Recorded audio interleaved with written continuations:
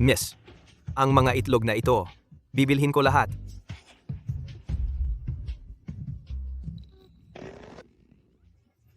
Sinabi ni Jiang Ming, ang mga itlog na ito ay nagkakahalaga ng 100 piso. Huwag mo akong lokohin sa plastic na to. Tanga talaga siya. Magbayad ka.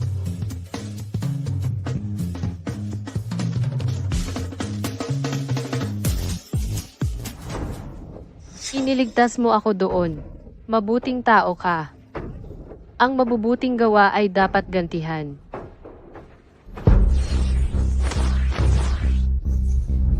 Ayos na lahat.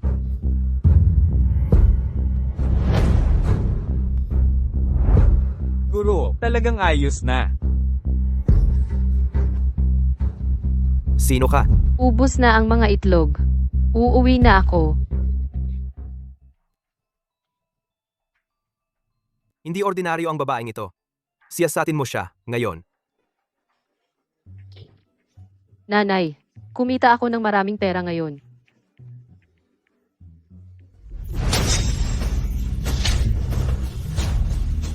Nanay, anong problema? Tingnan mo siya. Hindi lang siya bobo, mura pa siya. Sa lansangan, nakikipaghalubilo siya sa mga lalaki. Kumalat na sa buong Haicheng. Kung tatanungin mo ako, sa dami ng perang dala niya sa bahay, malamang nakuha niya yan sa paglilingkod sa ilang lalaki. Hindi ko ginawa. Sila ang nagsisikap na kawin ang mga itlog ko. Ang tapang mong sumagot.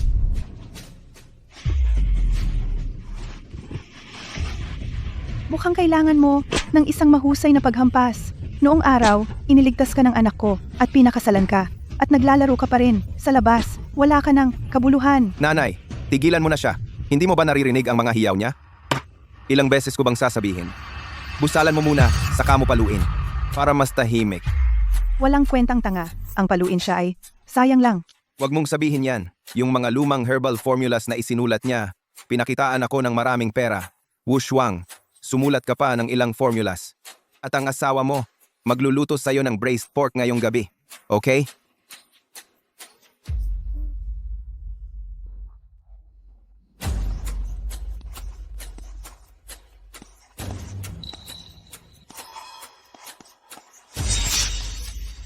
Ang tanga, nagsusuot ng ganyang gandang jade. Sayang.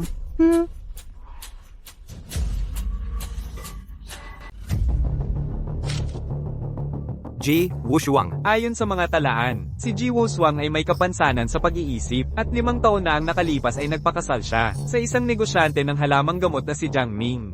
Nagbebenta siya ng mga itlog para suportahan ang pamilya. Pinagaling niya ang aking binti. Ang mga order ng halamang gamot mula sa Key Hospital ay ibibigay kay Jiang Ming bilang tanda ng pasasalamat. Sige, kung gayon, ang balita ng iyong paggaling. Huwag magmadali.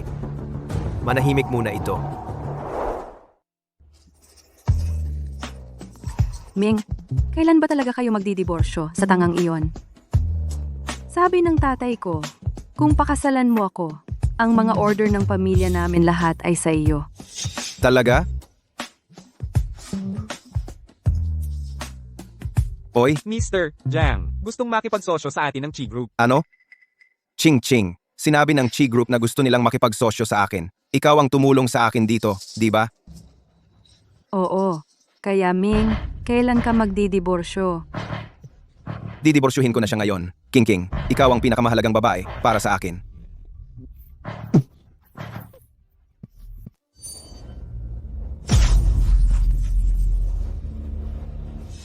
Tangang to. Magkano sa tingin mo maaari mo siyang ibenta? Bini-bini. Ano ang gusto mo? Malapit nang yumaman at sumikat ang anak ko. Pupunta ka kasama nila sa hilagang Myanmar at magkakaroon ka ng magandang buhay. Hindi ako pupunta. Nasaan si Jiang Ming? Gusto kong hanapin si Jiang Ming. Huwag mong tanggihan ng mabuti. Baka pilitin kang uminom ng mapait. Tara na. Hindi, ayaw ko. Hindi ako aalis. Hindi ako aalis.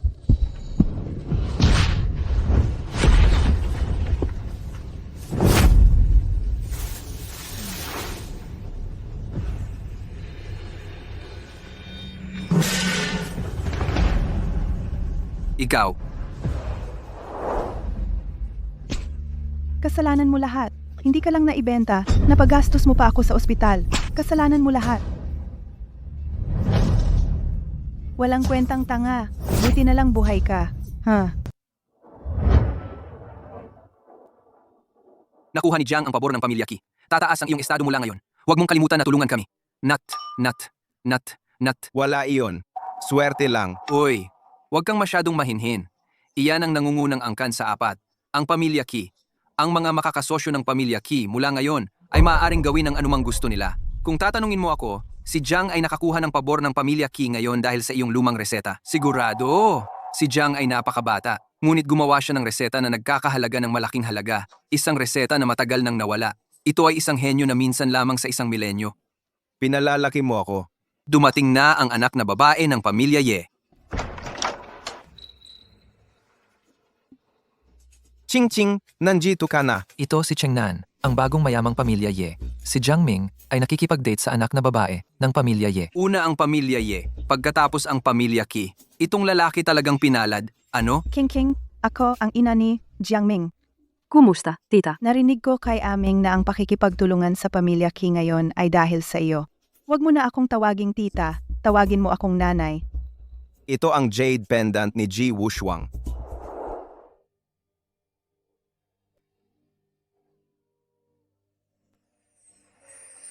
Ang banal na dalaga na si Ji Wuzhuang. Ikinakalat ang kanyang paglilinang upang iligtas ang mundo. Ginalaw ang langit at lupa. Mula ngayon, pinapayagan siya ng langit na bumalik ang kanyang kamalayan. Ang kanyang banal na kapangyarihan ay ganap na naibalik upang paalisin ang mga dayuhang mananalakay, hulihin ang mga traidor, at magdala ng walang hanggang kapayapaan sa kaharian ng Yan.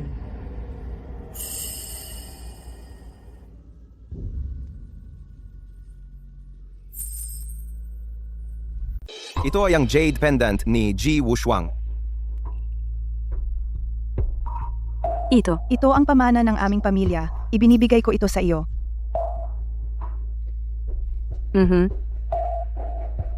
Ang kooperasyong ito ay orihinal na tagumpay ni Ji Wushuang. Sa ganitong mahalagang okasyon, bakit wala siya? Hindi ba ito ang panganay na anak ng pamilya Qi? Presidente Qi, ikaw, nandito ka na pala. Pumunta ako para makita ang iyong pamilya. Nandito ba ang lahat? Oo, nandito ang lahat. HMM. Alam mo ba kung bakit binigyan ka ni Presidente Qi ng order?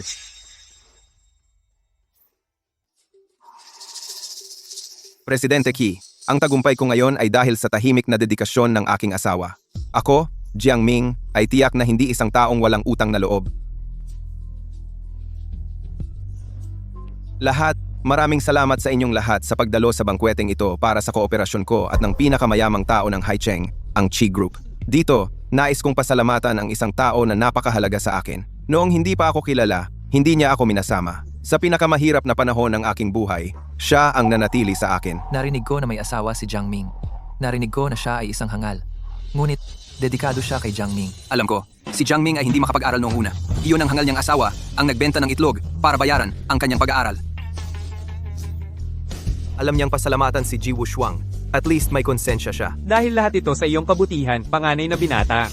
Sa kooperasyong ito, hindi na kailangan ni Ji Wushuang magtinda mula umaga hanggang gabi. Minsan akong nangako na bibigyan siya ng masaganang buhay. Ngayon, sa wakas ay nagawa ko na. Ngayon, nais kong opisyal na ipakilala ang aking asawa. Siya ay... Ye Qingqing. Paano nangyari ito? Kailan sila nagsama?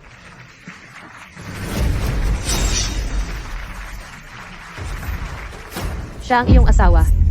Kung gayon, sino ako?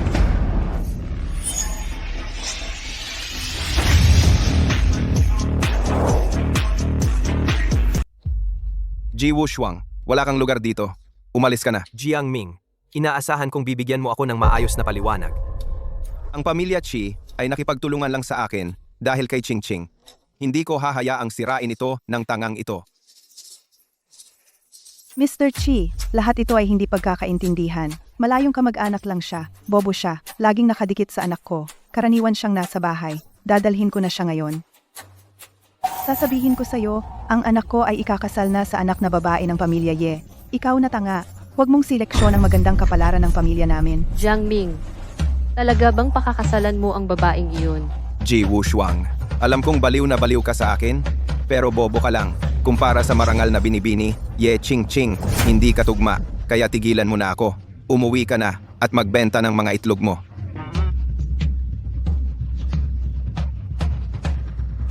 Narinig mo ba ako? Umalis ka na ngayon.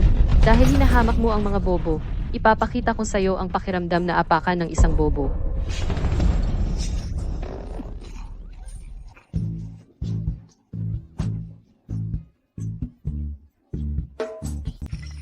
Naglalakad ng aso. Naglalakad ng aso. Naglalakad ng aso. Naglalakad ng aso. Baka tanga siya, pero marunong siyang mag-alaga ng sarili. Hoy anak, nababaliw na ako kay Ji Wushuang. Ji Wushuang, hindi ito lugar para mag-eskandalo ka. Nat, Kung hindi ako dumating, tatakas ka kasama ang maninira ng tahanan. Anong ibig mong sabihin? Maninira ng tahanan? anong kalokohan ang sinasabi mo? Sa palagay ko, ikaw ang maninira ng tahanan. Huwag mong hayaang lokohin kanya. Noon, naawa lang ako sa kanya. Hindi ko inaasahan na madikit siya sa akin ng ganito. Siya, babaeng mura siya. Tama iyan. Jiang Ming, napakagaling mo sa murang edad. Kahit sinong babae ay mahuhulog sa iyo. Pati na ang isang babaeng tanga. Alam ko na, si Mr. Jiang ay napakabata pa. Paano siya magkakagusto sa tulad niya? Kaya itong tanga ang nag-frame sa kanya. Tanga at masama. Ji Wushuang, hindi na tayo pareho ng antas. Hindi ka karapat dapat maging asawa ko. Itong maliit na pera ay kabayaran para sa iyo. Ha ha ha. Jiang Ming, hindi ako karapat-dapat. Ang kasalukuyang mga tagumpay mo ay dahil kanino? Ano, hindi mo sasabihin na ang aking pakikipagtulungan sa Key Group ay naging posible dahil sa isang tanga tulad mo? Dahil sa'yo, gago, di ba? Ikaw. Ji Wushuang, hindi mo ba talaga akala na ang pagbebenta ng ilang itlog ay makakatulong sa akin, ha? Ang ibig kong sabihin ay syempre, hindi ang mga itlog. Iyan ang mga sinaunang herbal na recipe. Anong nangyayari? Seryoso. Tumahimik ka. Ikaw, anong mga kalokohan ang sinasabi mo? Ako mismo ang sumulat ng mga recipe na yan. Ako, Jiang Ming, nakamit ang lahat ng ito sa pamamagitan ng sarili kong pagsisikap at wala kang kinalaman dito, gago. Wala kahit isa. Mga bantay. Itong gago ay patuloy na nagsasalita ng kalokohan. Itapon siya sa labas. Huwag mong guluhin ang pakikipagtulungan ko sa pamilya Qi. Gusto kong makita kung sino ang mga has na hawakan ako. Isang grupo ng mga duwag, natakot sa isang gago. Ji Wushuang, ikaw ang may gusto nito. Haha, sige na. Jiang Ming, ang pabor na pagligtas sa buhay ko ay binayaran ko na. Tungkol sa krimen ng pananakit sa akin, gusto kong bayaran mo ito ngayon.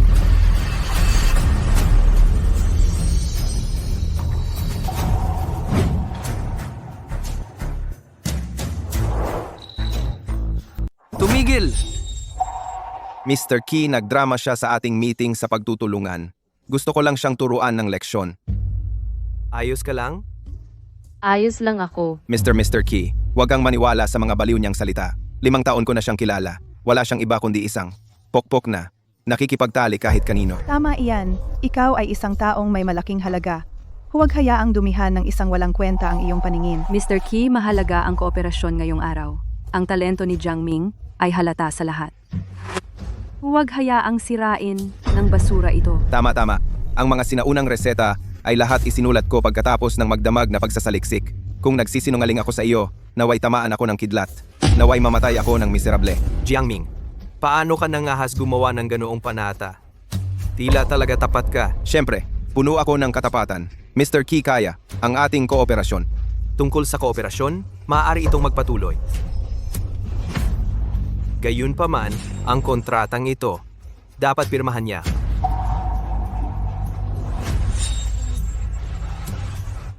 Ginoong Qi, sigurado ka ba dyan? Bobo lang siya. Sa tingin ko kayo ang mga totoong tanga. Itong asosasyon ay palaging paraan ni Ginoong Qi para bayaran si Binibining G. Hindi ikaw, Jiang Ming. Ano?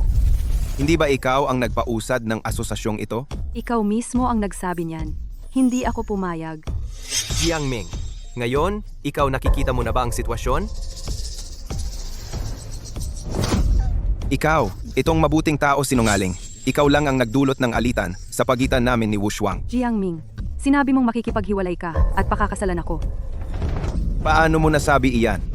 Guwardiya, palabasin mo siya para sa akin. Jiangming, buitre ka! Wushuang, nagkamali ako. Nagkamali lang ako na ginagawa ng bawat lalaki na karaniwan. Iyon ay ang babaeng iyon. Inakita ko ng babaeng iyon. Patawarin mo ako. Patawarin mo ako. Pakiusap. Jiang Ming, sinampal mo lang ang mukha ko. Ang sakit sobra. Pasensya na. Mali ako. Tama. Karapat-dapat din akong tamaan. Hoy, Wushuang, patawarin mo kami. Shuang. Sinuportahan mo ako sa pag-aaral araw-araw. Sinuportahan mo ang aking karera. Naaalala ko lahat. Pirmahan ito. Mula ngayon, magluluto ako ng braised pork para sa iyo araw-araw. Sige?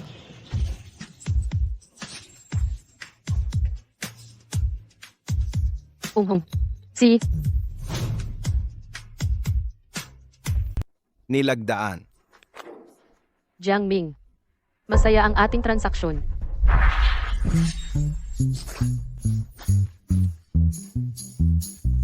Nagkalat ng bulaklak.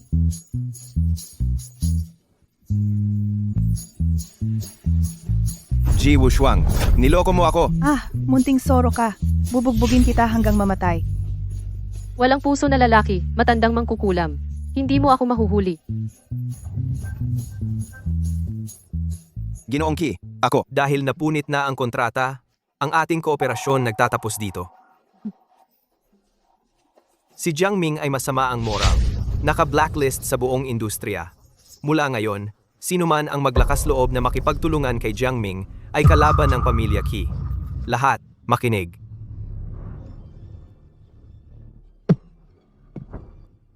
Ginoong Qi, maawa ka, patawarin mo ako. Magtatrabaho ako na parang hayop para sa iyo. Ginoong Qi, bigyan mo ako ng isa pang pagkakataon. Ginoong Qi. Huwag mong hayaan na matamaan ka ng pinto. Wushuang. Pagkatapos ng lahat ng mga taon na ito, sa wakas ay natagpuan kita. 15 taon na ang nakalipas. Tinulungan kong gamutin ang iyong binti. Tinulungan mo akong makaganti. Pantay na tayo. Uuwi ako para magbenta ng itlog.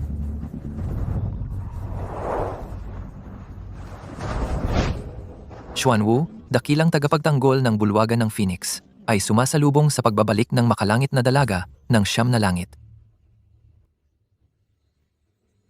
Bumalik na ako. Biglang nagbago ang langit ngayon. Naramdaman ko ang presensya ng Diyosa, kaya agad akong nagmadali. Kabanal-banalan, 5 taon na namin hinahanap ka. 5 taon kong itinago ang aking banal na pandama. Natural lang na hindi mo ako mahanap. Xuanwu, sa loob ng 5 taon na ito, ligtas ba ang kaharian ng yan? Noon, inialay mo ang iyong sarili para sa langit. Mabilis na nagbago ang sitwasyon sa 5 taon na ito. Buti na lang, nanatiling matatag ang bulwagan ng Phoenix. Ang 4 na dakilang pamilya ay tapat na nagbantay. Halos hindi matatag ang kaharian ng yan. Ang 4 na dakilang pamilya, tapat pa rin sila. Lumitaw ang aura ng Diyosa. Hindi ko ito itatago. Ang 4 na dakilang pamilya ay naghahanda na. Isang handaan para sa iyo. Magaling. Panahon na para makipagkita sa kanila. Oo nga, pagkatapos ng lahat ikaw at ang pamilya Qi, ang pinuno ng 4 na pamilya, may kasunduan pa kayo sa kasal. Ano? Ang pagbabalik ng Diyosa sa pagkakataong ito ay magandang balita para sa muling pagsilang ng Daxia. Itong handaan ng pagtanggap ay dapat gawin ng maayos. Walang dapat na pagkakamali. Ang pamilya Qi ang pinuno ng 4 na pamilya. Hayaan si Kuya Qi na mga siwa ng handaan. Panatag kami, panatag. Kuya Qi, para sa handaan na ito, hindi ba natin dapat banggitin ang kasunduan sa pagitan ng Diyosa at Yanli?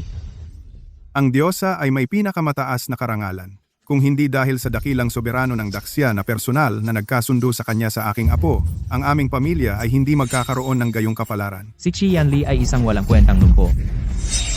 Ano ang nagpapangyari sa kanya na maging karapat-dapat sa Diyosa?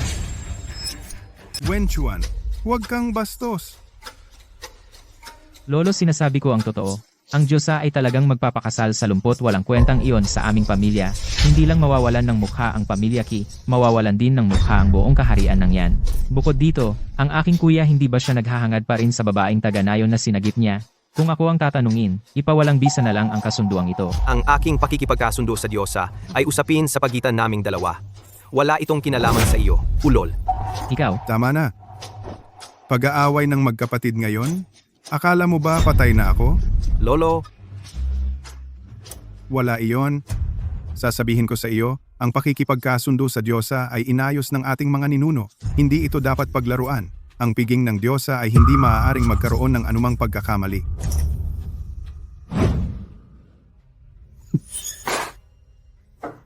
Pangalawang Ginoo, ang taong inimbita mo ay dumating na. Sinasabi mo bang na si Qian Li ay may relasyon sa iyong asawa? Talagang totoo, pangalawang Ginoong Ki. Ang totoo, ang aking asawa ay isa ring tanga. Nakikita mo kung gaano kabulok ang panlasa ni Qian Li. Mabuti. Napakabuti. Ngayon ay mabibigyan kita ng pagkakataon upang baguhin ang mga bagay. Ano ang gagawin? Ikaw na mismo ang mag-isip. Ang piging ng pagbabalik ng makalangit na Diyosa. Qian Li, maghintay ka lang na mapahiya sa piging.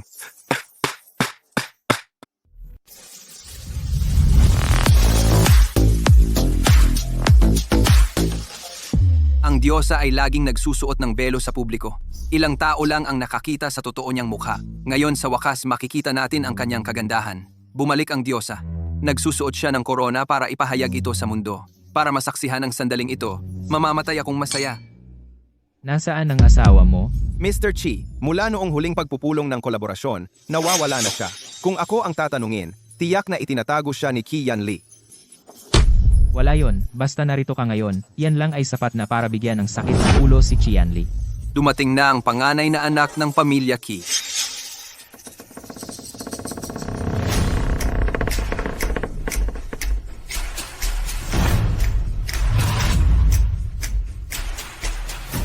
Jiangming, ano ang ginagawa mo rito? Inimbita ako ni Second Young Master Qi, kaya natural na pumunta ako. Qian Li, ikaw ay isang hindi minamahal na munting sinta sa pamilya Qi. Ang ating Second Young Master, siya ang kinabukasan ng pamilya Qi. Hoy, wag mong sabihin yan. Si Qian Li ang nobyo ng Diyosa. Siya halos kalahati ng bida ngayon. Second Young Master, tumigil ka sa pagbibiro. Sinta lang siya, hindi bulag ang Diyosa. Tandaan mo to, kahit napiliin ako ng Diyosa, hindi niya pipiliin si Qian Li. Yang munting sinta na yan. Dumating na ang Diyosa.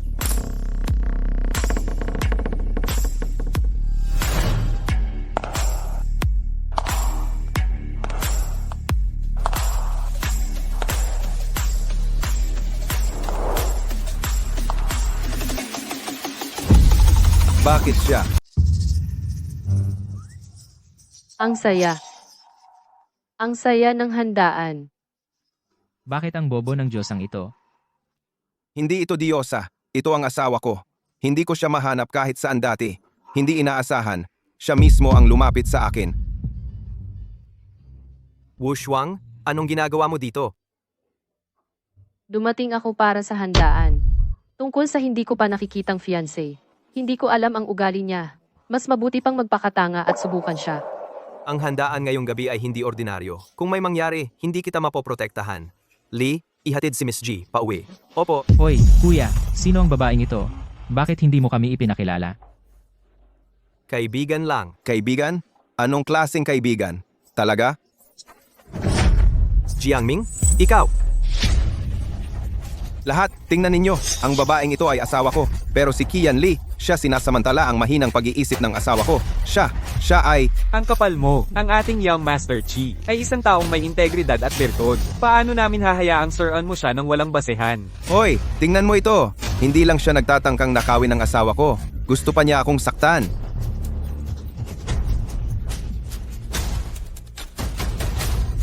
Tingnan, ang Qian Li na ito ay napakalambing. Hindi siya karapat-dapat pakasalan ng ating napakataas at marangal na Diyosa. Kaya ikaw pala ang aking napangasawa. Hindi makapaniwala na si Qian Li, ang munting cutie na iyon, ay sobrang wild kapag walang nakakakita. Kung malaman ng banal na dalaga, ang pamilya Qi ay magkakagulo. Kaya ikaw pala ang aking kasintahan. Jiangming, ito ay may kinalaman sa kontrata ng kasal ng banal na dalaga. Huwag magsalita ng basta-basta. May ebidensya ka ba? Ako, ang asawa ko ang ebidensya. Ji Wu Shuang, hindi ka nagsisinungaling. Sabihin mo, noong huling piging ng kooperasyon, ginawa ba ni Qian Li ang hindi disente sa iyo o hindi? Anong sinabi mo? Hindi ko maintindihan. Sabihin mo na, o hahalikan kita, magsalita. Magsasalita na. Ang bobo mo talaga.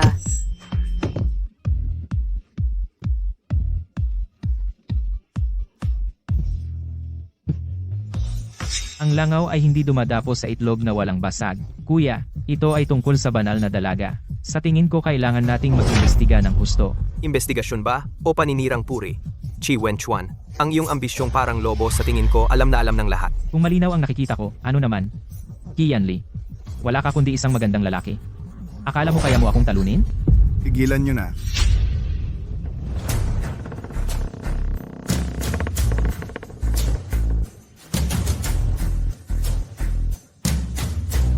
Papunta na ang banal na dalaga. Walang maglalakas loob na magulo. Sino ang may kayabangan? Lolo, siya. Si Qianli ay enggagado sa banal na dalaga, pero pinipilit niyang makisangkot kay Ji Wushuang, nagkagulo. Ito ay may kinalaman sa banal na dalaga, hindi ko ito basta-basta gagawin. Uulitin ko. Walang sino man ang maaaring baguhin ang enggagamento sa banal na dalaga. Malapit na ang piging. Pag-usapan natin ang lahat mamaya. Mga bantay, dalhin ang babaeng ito. Tigil! Qianli, talaga bang balak mo para sa babaeng ito sirain ang piging ng banal na dalaga? Lolo, siya ang hinahanap ko ng maraming taon. Ang tagapagligtas ko. 15 taon na ang nakalilipas. Iniligtas niya ako sa mga barbaro. Ano? Ikaw pala ang batang lalaki noong araw. Kaya nagpasya akong putulin ang enggagamento sa banal na dalaga. Putulin ang enggagamento? Nitong mga nakaraang taon, ang pamilya Chi ay yumaman ng husto. Lahat dahil sa pabor ng banal na dalaga. Kung talagang putulin natin ito, ang pamilya Chi. Qianli, ikaw mismo ay isang taong lubos na walang silbi sa pamilya Qi, dahil sa enggagamento sa banal na dalaga. Nakaraos ka hanggang ngayon. At may lakas ka pa na putulin ito. Gusto mong hilahin ang buong pamilya Qi pababa kasama mo? Kahiya-hiya. Qianli, kung siya talaga ang iyong tagapagligtas, hindi siya pwedeng pabayaan ng pamilya Qi. Pero ang iyong kasal sa banal na dalaga, hindi maaaring kanselahin. Lolo, dahil sinabi ko na, naisip ko na ang lahat. Hindi ko pa nakikilala ang banal na dalaga at wala akong nararamdaman para sa kanya. Bukod dito, hindi ako aasa sa isang babae para umangat ang aking karera. Kahit anong mangyari, ipagtatanggol ko ang mga mahal ko. Lolo, kung si Ji Wushuang ay simple-minded o hindi, pakakasalan ko siya at aalagaan ko siya sa natitirang buhay niya. May perpektong magandang Diyosa kang mapapakasalan, pero ipinipilit mong pakasalan si Ji Wushuang. Lolo, sinabi ko na sa iyo noon pa. Si Qianli ay hindi kayang gawin iyon. Kung patuloy mo siyang pagbibigyan, mapapahiya lang niya ang pamilya Qi natin. Tama iyan, Ginoong Qi. Si Qianli ay maaaring pumili ng kahit sino, pero pinili niya ang asawa ko. Sasabihin ko sa iyo, Ji Wushuang, hindi lang siya tanga. Ang kagandahan at halimaw ay wala lang, pero nag-aalala ako. Masisira nito ang iyong pinaghirapang reputasyon. Qianli, alam kong pinahahalagahan mo ang katapatan, ngunit ang pakikipagtipan mo sa Diyosa ay inayos ng soberano. Hindi ito maaaring baguhin. Mula nang iligtas niya ako noong bata pa ako, siya lang ang kinikilala kong asawa. Desisyon ko na iyan. Kung hindi ko mapatahimik ang galit ng Diyosa, susuko ako sa parusa ng pamilya. Tapat at matuwid, responsable at matapang. Ang nobyong ito ay mukhang maganda. Sige, gusto mo ng parusa ng pamilya? Kung ganoon sige, mga bantay, dalhin ang parusa. Ito ang itinatanging pamana ng pamilya Chi, ang latigo na pumipigil sa kaluluwa. Ayon sa alamat, isang hagupit ay nagsusunog ng mga laman loob, 2 hagupit ay yumayanig sa kaluluwa, 3 hagupit, kahit dumating ang isang makalangit na nilalang, hindi kanila maililigtas. Kaya gagamitin nila ang latigo na pumipigil sa kaluluwa kay Qianli? Kuya Qi, talaga bang gagawin mo ito? Qianli. Qianli. Wushuang, ayos lang ako. Tatanggapin ko ang kahit anong parusa na ibigay ni Lolo. Qianli, ikaw ang panganay na apo ng pamilya Qi. Sinalungat mo ang banal na kasunduan sa kasal. Nagpumilit kang walang respeto sa banal na dalaga. Alam mo ba ang iyong pagkakamali? Pinoprotektahan ko ang mahal ko. Wala akong kasalanan. Qianli, kung aaminin mo lang ang iyong pagkakamali, magpapanggap akong walang nangyari. Kapag dumating na ang banal na dalaga, lahat ng ito ay hindi na maaaring balikan. Wala akong kasalanan. Bakit ako aamin?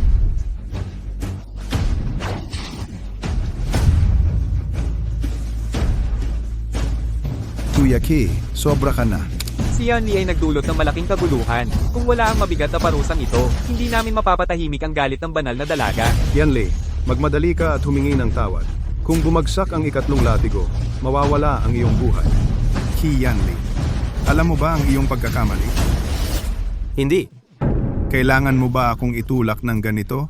Sa sandaling ibigay ko ang ikatlong latigong ito, ang ugnayan nating mag-apo ay magtatapos dito.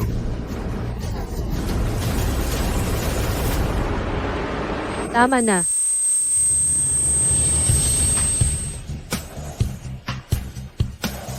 Wushuang, ayos lang ako. Ito ay usaping pampamilya sa pagitan ng pamilya Qi at ng banal na dalaga. Ang mga tagalabas ay hindi pinapayagang makialam. Tama iyan. Kahit narito ang banal na dalaga, tiyak na hindi niya ito basta-basta pakakawalan. Sino ang nagsabing hindi pa dumarating ang banal na dalaga? Banal. Nasaan ang banal na dalaga? Ako ang banal na dalaga ng siyam na langit. Ji Wushuang. Haha. So, ikaw pala ang cute? At sa tingin mo, lahat kami ay cute? Iyan ang makapangyarihang diyosa ng siyam na langit.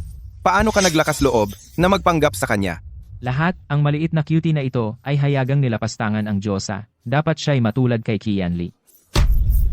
Mga bantay, dalhin na siya. Paano kung sinabi ko na ang korona sa entablado na iyon ay akin? Ang cute, talagang nananaginip ka. Alam mo ba na kinikilala ng korona ang kanyang Panginoon? Tanging ang tunay na Diyosa ang makapagpapakinang nito ng banal na ilaw. Kung may maling umangkin nito, ang korona ay magiging sandata at sasaktan sila ng hindi nakikita. Ang cute. Sige, subukan mo. Kung ikaw talaga ang diyosa, kailangan naming lahat na lumuhod at yumuko sa iyo. Sige, susubukan ko. Akin ito, kaya ako ang masusunod. Wushuang, huwag kang umalis. Pinotektahan mo ako kanina. Ngayon, ako naman ang magpoprotekta sa'yo. Ang korona ng diyosa ay hindi dapat hawakan. Dali, may pumigil sa kanya. Hindi sapat ang mga iyon.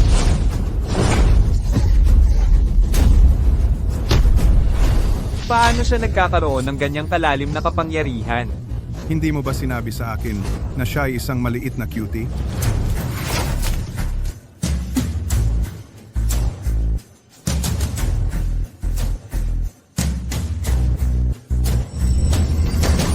Siya pala talaga ang Diyosa.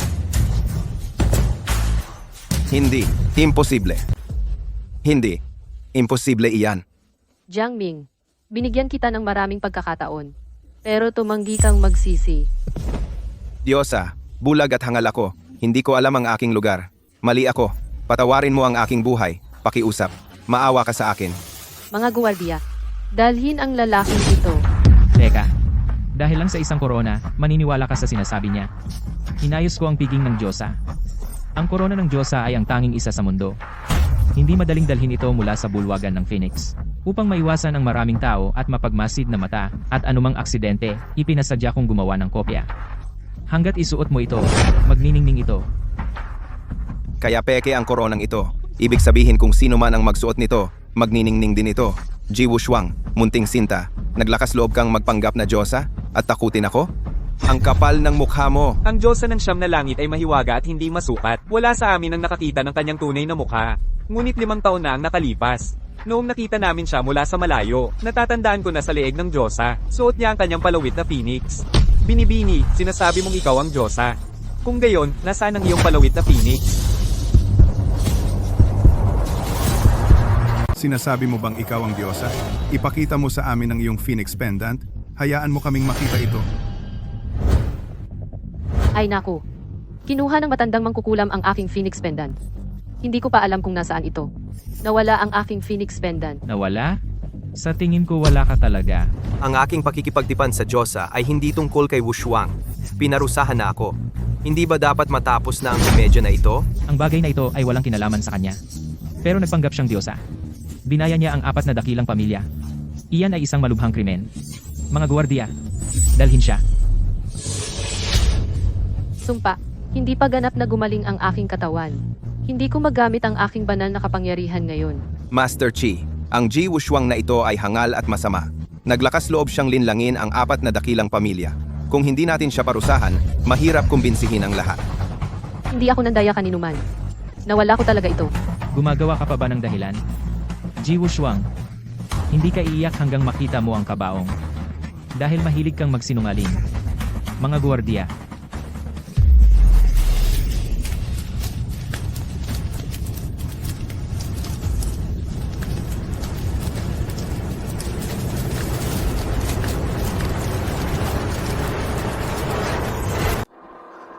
Tigil!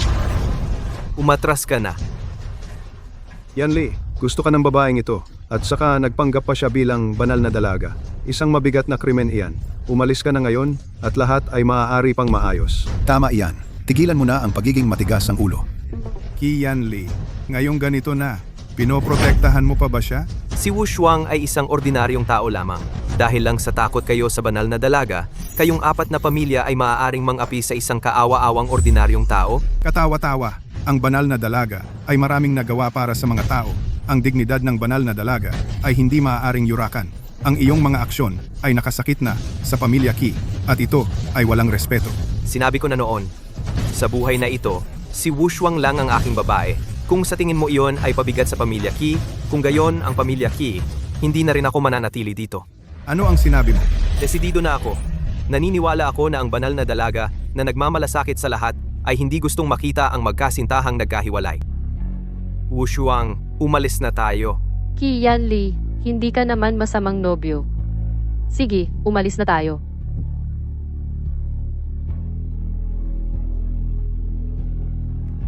Mula ngayon, mapahamak ang apat na dakilang pamilya. Kung lalabas ka sa pintong iyan, hindi ka na apo ko. Umalis na tayo. Lolo, sinabi ko na noon, si Qian Li ay walang silbi. Ang pamilya Qi ay maaari lamang manahin ko. Kuya Qi, ayos ka lang ba? Lolo? Kumusta, Kuya Qi? Lolo, Ano ang problema, Kuya Qi? Lolo? Lolo? Huwag kang magalit. Qian Li, si Lolo ay ganito, dahil sa'yo, hindi ka malugod sa pamilya. Qi, umalis ka na ngayon. Tama na. Si Elder Qi ay may sakit. Pag-usapan natin mamaya. Mabilis. Tawagan ang banal na doktor na si Shen para iligtas siya. Elder Shen, kumusta ang aking lolo? Elder Qi. Siya ay may malubhang sakit. Ang kanyang katawan ay nasa huling hantungan na natatakot ako na hindi siya makakalampas ngayong araw. Lolo, Yanli, gusto niya na ikaw at ang banal na dalaga ay tuparin ang kasunduan sa lalong madaling panahon at maghanap din ng suporta para sa pamilya Qi. Elder Shen, wala bang ibang paraan para gamutin si Lolo? Ang aking kaalaman ay mababaw. Si Elder Qi ay wala ng lunas. Gayunpaman, may rumor ang banal na dalaga ng Siyam na langit ay may lihim na pamamaraan na kayang buhayin ang patay at muling buuin ang mga buto. Siguro, subukan natin. Ano? Ang banal na dalaga ay kayang iligtas siya. Ngayon ay dapat sana ang piging ng banal na dalaga, pero hindi pa dumarating ang banal na dalaga. Si Qian Li ay hindi gumalang sa banal na dalaga doon. Ang banal na dalaga ay tiyak na may narinig kaya hindi siya dumating. Qian Li, ikaw ang nanakit kay Lolo. Kahit anong mangyari, ang pagligtas kay Elder Qi ang pinaka-prioridad ngayon.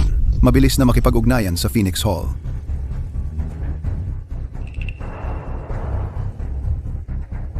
Ji Wushuang, anong ginagawa mo na nakatayo sa tabi ni Elder Qi?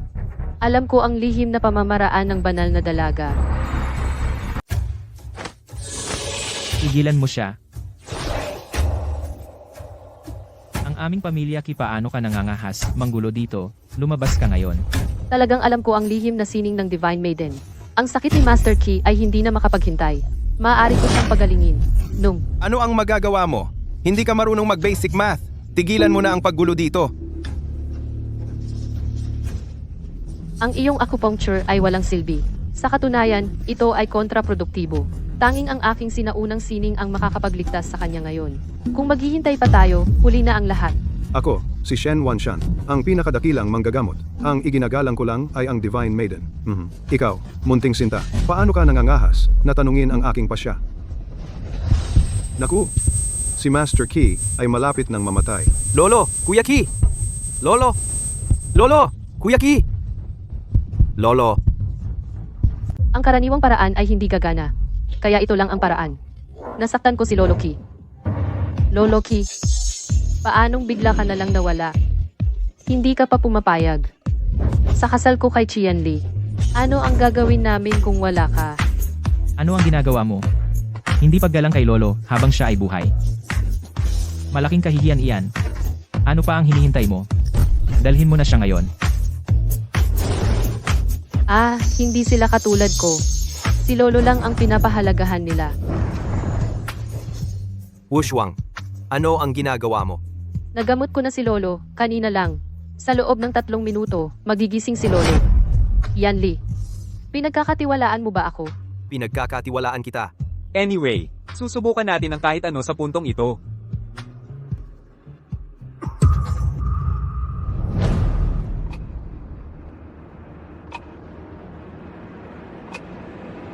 Si Lolo Qi ay wala ng lunas. Hindi na maililigtas si Master Qi. Ano ang sinabi ko sa iyo? Hindi dapat namin siya pinabayaan. Qianli, nakipagsabuatan ka ba sa kanya? Para ipaglaban ang mana ng pamilya Qi, ginagalit si Lolo bago siya mamatay at hindi siya pinapahinga kahit patay na. Hindi ko naisip na patayin si Lolo. Para sa mana. Ang mga katotohanan ay nasa harap mo. At gumagawa ka pa ng dahilan. Ngayon, inaanyayahan ko ang mga nakatatanda ng 3 dakilang pamilya na sumaksi. Ako, Qi Wenchuan, sa ngalan ni Lolo, papaalisin ang walang utang na loob na inapo mula sa pamilya Qi. Mula ngayon, wala na siyang kinalaman sa pamilya Qi. Habang nandito ako, huwag mo nang isipin na makakuha ng anuman mula sa pamilya Qi. Masyado kang nagmamadali sa desisyon mo, di ba? Wala na si Master Qi. Ano pa ang masasabi mo?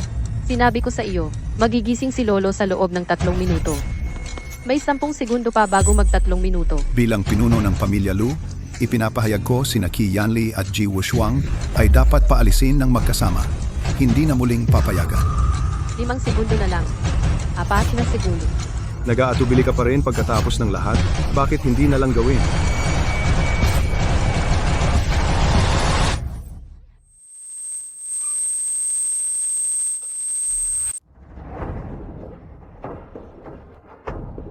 Lolo.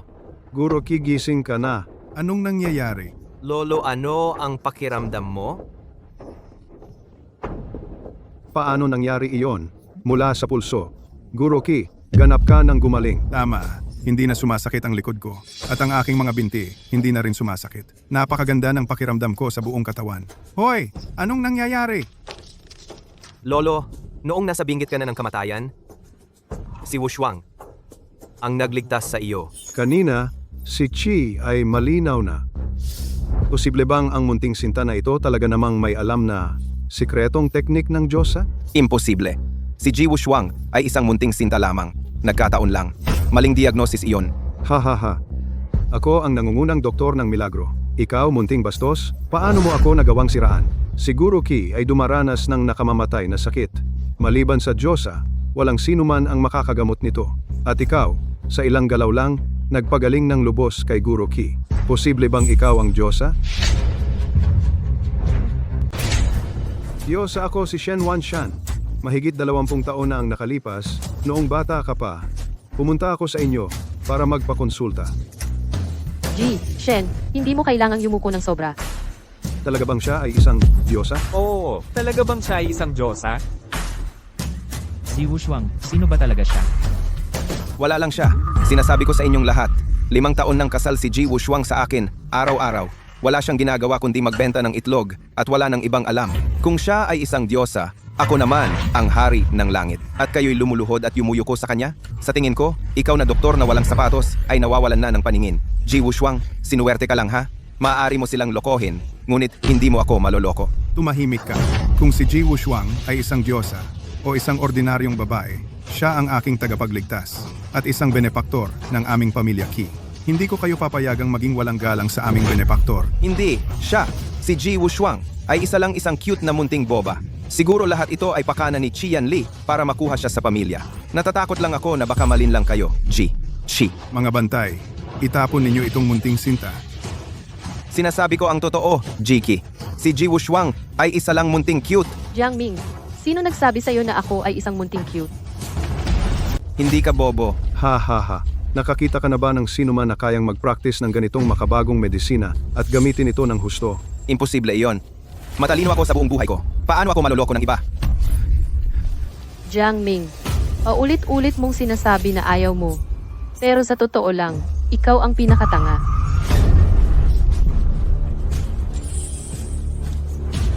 Dahil mahilig kang makipagtalo sa akin.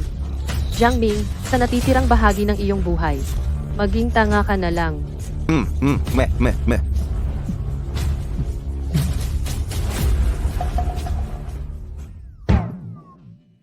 SpongeBob, tara, manghuli tayo ng dikya. Umalis ka. Bilisan mo, dalhin mo siya. Ipadala siya sa ospital ng may sakit sa isip. Huwag mo siyang palabasin sa natitirang bahagi ng kanyang buhay. Iwan mo siya sa akin. Wushuang? Talaga bang? Ang pagkakakilanlan ko. Alam mo na 'di ba? Sabi ng master, ako daw ay isang Diyos na bumaba sa lupa. Napakalakas! Ikinagagalak kitang makilala, aking kasintahan. Ngayong naayos na ang hindi pagkakaintindihan, hindi pa huli para simulan ang piging ng Diyosa. Tama iyon. Haicheng, ang pamilya Qi. Ang pamilya Bai ng Dongdo. Ang pamilya Lu ng Kanglan. Ang pamilya Yun ng Yanchu. Binabati ang pagbabalik ng Diyosa. Ako. Sino ang may lakas ng loob na magpanggap na Diyosa?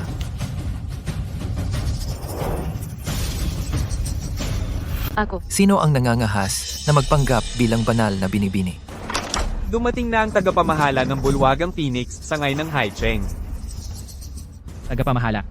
Inimbitahan kita rito. Ako si Qiwen Chuan. Itong babaeng ito. Hayagan na nagpapanggap bilang makalangit na binibini.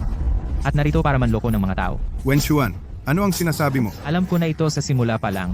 Si Ji Wushuang ay hindi ang tunay na banal na binibini dahil nakita ko na ang totoong banal na binibini. Kaya sinasabi mong peke ako. Nakita mo na ang banal na binibini? Bakit hindi mo sinabi?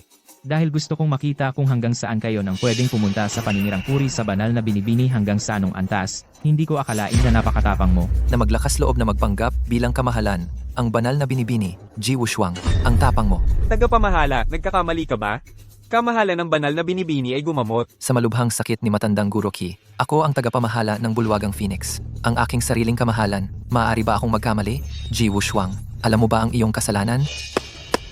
Binabawi ko ang aking pagkakakilanlan. Anong kasalanan ang nagawa ko?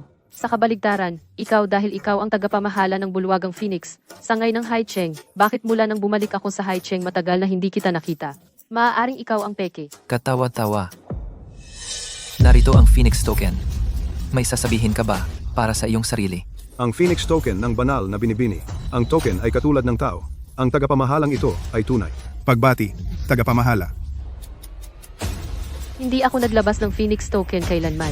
Ano ang nangyayari? Ang piging ng Diyosa ay puno ng mga insidente. Naramdaman ito ng Diyosa. Nagalit siya ng matindi. Ngayon, kayong apat na dakilang pamilya, talagang hindi ninyo iginagalang ang Diyosa ng palasyo ng Phoenix. Kung ganoon, paparusan kayo ng Diyosa at dapat ninyong ibigay ang lahat ng inyong ari-arian. Ano, lahat ng ari-arian ng aming pamilya? Tama, ibigay ang lahat ng inyong ari-arian at ialay ito sa Diyosa. Baka patawarin ng palasyo ng Phoenix ang inyong mga buhay. Hindi ko kailanman ibinigay ang ganoong utos. Ikaw na impostor, paano kang nangangahas na magyabang? Wushuang, ito ay kahina-hinala. Hindi tayo dapat kumilos ng padalos-dalos. Isang simpleng konsehal ay nangangahas na maging ganoon kayabang. Tiyak na may tiwaling elemento sa palasyo ng Phoenix. Ibigay ang inyong apat na pamilyang lahat ng ari-arian. Kung hindi,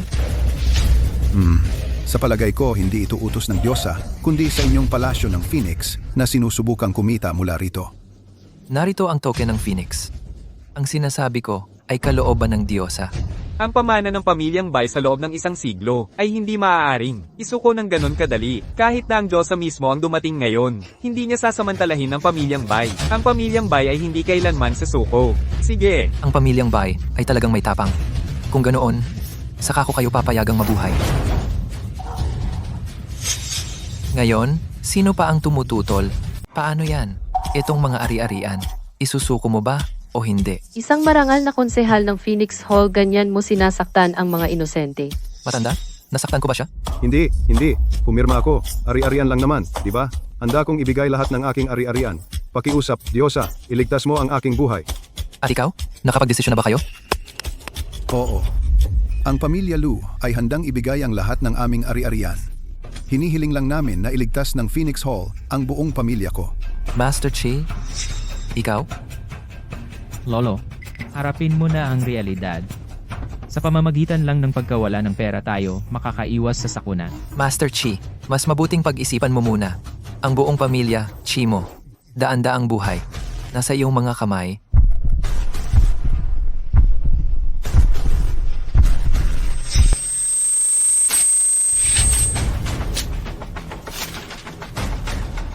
Ang pamilya Qi ay hindi pipirma. Qian Li, paano mo nagawang punitin ang kasunduan? Hindi ka ba natatakot sa galit ng Diyosa? Ang Diyosa at ang bulwagan ng Phoenix ay mga kinatawan ng katarungan. Pero hindi ko inakala na ang ganitong uri ng katarungan ay aapi sa mga inosenteng tao. Qian Li, kung gusto mong mabuhay, hindi kita pipigilan. Pero ngayon nag-iingay ka ng walang pakundangan, sinusubukan mo bang hilahin ang buong pamilya Qi sa kanilang kamatayan? Siya, binigyan ko ang pamilya Qi ng pagkakataon. Ngunit, hindi ninyo ito pinahalagahan. Hoy, hindi, konsehal? Naunawaan na ng matandang Ginoong Qi. Lolo, may kakaiba talaga dito. Hindi tayo maaaring sumuko. Sige, ibibigay ko ang mga ari-arian ng pamilya. Lolo, Mabuti naman. Ngunit ang apo mong ito ay paulit-ulit na nang hamon sa aming bulwagan ng Phoenix. Hindi siya dapat pabayaang mabuhay. Sa tingin ko hinahanap mo ang kamatayan. Peke ka, paano mo nagawang makialam sa aking trabaho? Hindi ko alam na sa loob ng 5 taon, ang bulwagan ng Phoenix ay naging napakasama. Paano mo nagawang itutok ang mga espada sa mga inosenteng tao? Ito ba ang paraan kung paano kayo dinidisiplina ni Xuan? Ang tapang mo. Naglakas loob ka bang banggitin ang pangalan ng dakilang tagapangalaga? Sabi ko, hinahanap mo ang kamatayan. Hindi lamang ako naglalakas loob na tawagin ang kanyang pangalan, kaya ko rin siyang yumuko at sumumpa ng katapatan sa akin. Ikaw ay isang langgam lamang. Paano kang nangahas na walang galang sa dakilang tagapagtanggol? Mukhang kailangan mong turuan ng leksyon.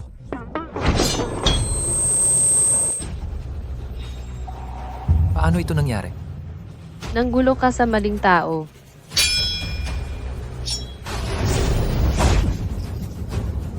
Ano pa ang hinihintay mo? Kunin siya.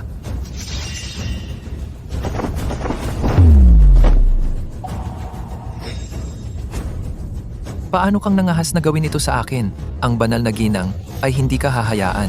Banal na ginang. Nakikita kong hindi mo pa rin naiintindihan kung sino ang tunay mong Panginoon. Ang Phoenix Hall na nasa ilalim ng aking utos ay hindi magpaparaya sa mga peste tulad mo. dumating na ang banal na ginang ng 9 na langit.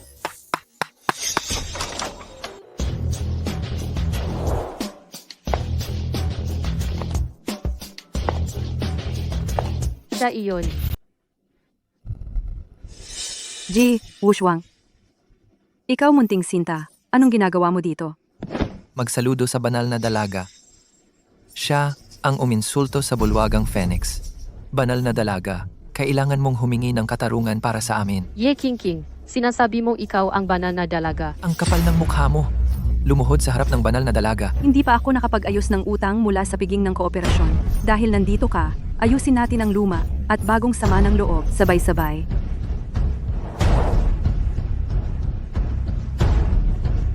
Bakit ka nakatayo diyan? Bakit hindi ka yumuyuko? Tulungan nating salubungin ang banal na dalaga. Dumating ako ngayon para sa ilang bagay. Una, gusto kong putulin ang kasunduan sa lalaking ito. Susunod, gusto kong magpakasal kay Qi Wenchuan. Wenchuan, kailan ka nagkasama-kasama ang banal na dalaga? Lolo, ginawa ko ito para protektahan ang pamilya Qi. Si Qian Li ay nagpupumilit na kasama si Ji Wushuang. Hindi ko kayang manood lang ang pagbagsak ng pamilya Qi natin. Mula ngayon, makikipagtulungan ako sa banal na dalaga upang magdala ng karangalan sa pamilya. Qi Wenchuan, upang agawin ang kapangyarihan sa piging ngayon. Talagang pinaghirapan mo. Huwag kang mag-alala. Ginawa ko na ang higit pa riyan. Pangalawa, gusto ko ang lahat ng ari-arian ng 4 na makapangyarihang pamilya. Bilang regalo sa kasal para kay Wenchuan. Pinaghirapan mong nakawin ang aking pagkakakilanlan para lang magnakaw ng ilang ari-arian at manligaw ng pabor sa isang lalaki. Ye King King, nawala ba ang isip mo? Si, para sa kayamanan ng ating pamilya, nagplano ka ng ganoong kalaking balak. Qi Wenchuan, talagang ambisyoso at walang awa ka. Sa puntong ito, ang resulta ay tiyak na. Lolo, itong dokumento ng paglilipat para sa pamilya Qi pirmahan mo na. Qi Wenchuan, ang ating pamilyang Qi. Paano namin nagawa ang isang nilalang na tulad mo? Kapag ako na ang pinakamayamang tao, kasama ko ang banal na dalaga, aasikasuhin ka ng mabuti. Lolo Ki, pirmahan mo na. Ang aming Phoenix Hall ang bahala sa iyo. Ang pagpirma ay okay, pero Ye Ching Ching, bakit kami magtitiwala sa iyo? Pakisuyo, duda ka sa banal na dalaga. Sinasabi mong ikaw ang banal na dalaga, kailangan mong magbigay ng nakakumbinsi na ebidensya. Kung hindi, hindi ba tayong lahat maloloko ng wala lang? Kanina lang, si Ji Wushuang ay nag-claim na ang banal na dalaga. Ang handaan ngayon ay maraming tao at maraming mata. Lahat ay dapat mag-ingat. Eksakto. Sa palagay ko, si Ye Qingqing ay may masamang intensyon. Inaasam niya agad ang kayamanan ng pamilya natin. Wala siyang anumang biyaya ng isang banal na dalaga. Ikaw. Tama na. Kung ako ang tatanungin, ang Phoenix Pendant ay personal na bagay ng banal na dalaga. Ngayon, sino man ang maglabas ng Phoenix Pendant ang siyang tunay na banal na dalaga. Tama. Ngayon, wala kaming kinikilala kundi ang Phoenix Pendant lamang. Ang Phoenix Pendant na binanggit mo. Ito ba? Narito ang Phoenix Pendant. Ano pa ang sasabihin mo? Ang aking Phoenix Pendant. Nasa kanya pala. Sige, tawagin mo akong nanay. Ngayon wala nang tumututol, di ba? Ye Ching Ching. Ay ang ating kagalang-galang na Diyosa ng siyam na langit. Ji Wushuang. Ano pa ang sasabihin mo? Narinig ko na ang Diyosa ay isang mahusay na manggagamot, kayang buhayin ang patay at muling palaguin ang laman at buto. Dahil ikaw ang Diyosa, maaari mo bang ipakita ang iyong banal na kapangyarihan at gamutin ang kanyang binti? Ang aking binti. Oo, kung talagang kaya ng Diyos gamutin ang aking binti, kung gayon ang tagapagmana ng pamilya Qi. Ibibigay ko kay Qi Wenchuan. Sana nga, ang pamilya Qi ay akin na. Ikaw lang. Sa tingin mo maloloko mo ang Diyosa na gamutin ang iyong binti? Tama. Bakit ko gagamutin ang kanyang binti? Ngayong lumitaw na ang Phoenix Pendant. Napatunayan ko na ang aking pagkakakilanlan. Ji Wushuang, hindi ka pa ba sumusuko? Tama iyan. Oh, mali ang pagkakaintindi mo. Lahat, sabi nila ang Diyosa ay nagpapagaling ng may sakit at nagliligtas ng buhay ay nangangailangan ng maraming banal na kapangyarihan. Si Miss Yi ay paulit-ulit na gumagawa ng dahilan, baka wala siyang banal na kapangyarihan. Tama. Bakit laging may dahilan? Kakabalik ko lang. Kaya hindi pa ako makapag-practice ng medisina. Oh, sayang naman. Pero, Diyosa. Narinig ko na ang Phoenix Pendant na ito ay gawa sa sinaunang banal na jade at nangangailangan ng lihim na pamamaraan ng Diyosa ng walang panloob na enerhiya upang tawagin ang makapangyarihang sinaunang 5 elementong banal na general. Baka may paraan sila upang gamutin ang binti ni Yanli. Iyong kabanalan, kami ay walang paningin. Paano kung tawagin mo sila at ipakita sa amin? Oo, tawagin mo sila. Ano ba na kapangyarihan? Hindi mo alam kung paano? Paano ba naman hindi ko magagawa? Isa akong Diyos ang dakila. Kung ganoon, Diyosa, pakiusap, tawagin ang sinaunang general na banal para pagalingin ang aking binti. Pero, Prinsipe, hayaan na lang silang makakita para sa sarili nila. Tamang-tama, kaming lahat mula sa bulwagan ng Phoenix ay nais ding masaksihan ang iyong biyaya. Oo, Ching Ching, ipakita mo lang sa kanila ang kaunting kakayahan. Kung may mangyari, pwede nating sirain ulit pagkatapos gumaling. itong dalawang guwapong lalaki, wala akong lihim na paraan. Ang isang Diyosa na nagpapagaling ay malaking bagay. Hindi ka ba handa mag-ambag ng kahit isang patak ng dugo? Isang patak ng dugo? Tawagin ang general na banal. Hindi ba ito pagtutulo ng dugo ng Diyosa sa Jade Pendant? Yun lang. Ano bang mahirap doon? Ay naku, kung hindi ko matawagan ng general, ang pagpapanggap kong Diyosa ay malalantad. Diyosa, bakit hindi ka pa kumikilos? May pag-aalinlangan ka ba? Kayo talaga, ayaw lang harapin ang katotohanan. King, patak lang ang dugo yan. Tutulungan kita. Hoy, wag! Oy,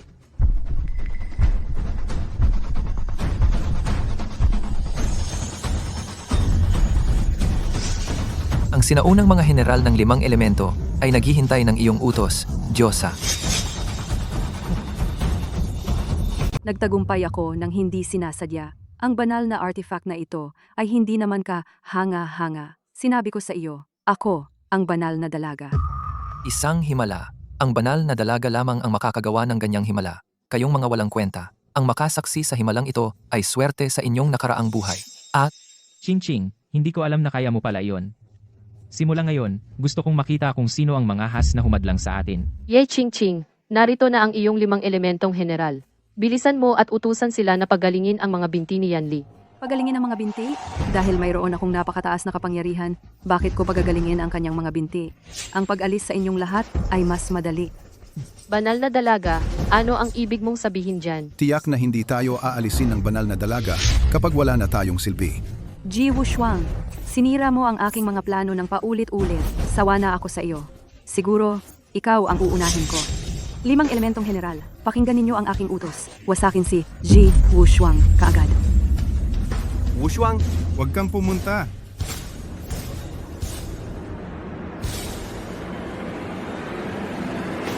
Sinaunang 5 elementong general, magbigay pugay sa banal na dalaga. Bakit ang 5 elementong general ay yumuyuko kay Ji Wushuang? Kamahalan, anong nangyayari? Anong ginagawa mo? Sinabi ko sa iyo na sirain siya, hindi yumuko sa kanya. Tingnan mong mabuti. Ako ang tunay na may-ari ng Jade Pendant. Ako ang Diyosa ng Siyam na Langit. Yi Ching. Ang 5 elementong general na ito, tila, hindi kanila kinikilala bilang kanilang Panginoon. Imposible. Imposible. Ji Wushuang, ikaw talaga. Anong lihim mong ginawa para kontrolin ang 5 elementong general na sila'y nasira? ang 5 elementong general ay mga sinaunang banal na general. Paano sila maaaring kontrolin ng isang ordinaryong tulad ni Wushuang? Mula rito, tila ang pagkakakilanlan ni Ye Qingqing bilang diyosa ay baka hindi totoo pagkatapos ng lahat. King, ano ang nangyayari dito? Ako? Ye Qingqing. Gusto mo bang malaman kung bakit? Sasabihin ko sa iyo. Ang 5 elementong general ay mga sinaunang banal na general. Puno sila ng espiritual na enerhiya. Ang kinikilala nila ay hindi ang lahi ng isang diyosa, kundi ang aura ng isang diyosa. Ang aura ng isang diyosa. 5 elementong general, pakinggan ang aking utos. Narito.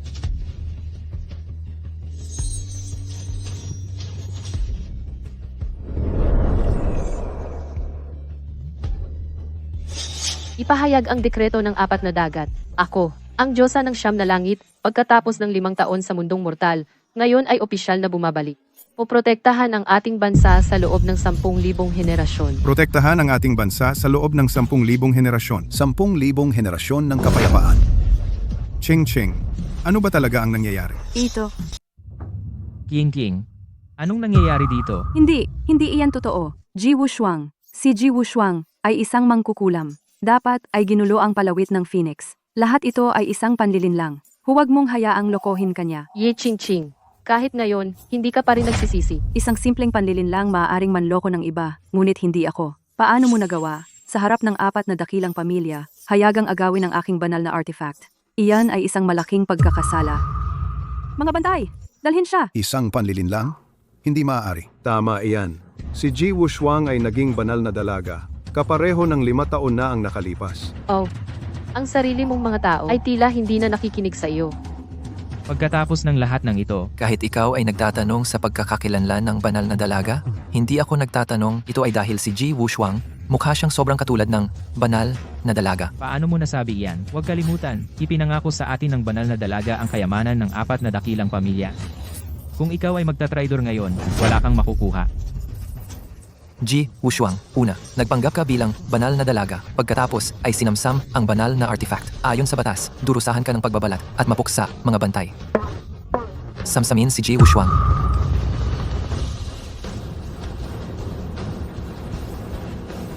Dumating na ang Xuanwu Grand Protector ng Phoenix Hall. Sino ang maglakas na tanungin ang kanyang banal na kamahalan? Dumating na ang Grand Protector ng Black Tortoise ng Phoenix Hall. Sino ang may lakas ng loob na tanungin ang banal na dalaga? Grand Protector Xuanwu.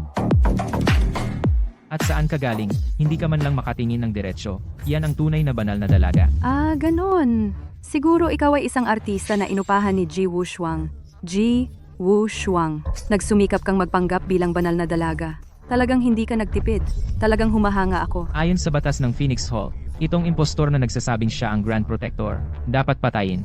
Katiwala, bakit hindi mo pa siya inaaresto? Para itaguyod ang reputasyon ng banal na dalaga. Gusto mo akong parusahan? Pagbati, Lord Xuanwu, karapat-dapat ako dito.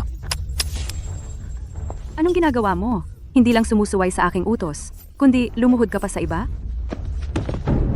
Ano? Ye Qingqing? Ang banal na dalaga? Hindi mo man lang nakikilala si Grand Protector Xuanwu? Hindi lang siya nakikilala. Gusto niyang ipapatay siya. Ano ang ibig sabihin nito? Ye Ching Ching. Talagang hindi mo aaminin ang pagkatalo hanggang huli. Posible bang ikaw talaga? Ang iyong protector Xuan Wu ay dumating ng huli. Mangyaring parusahan mo ako.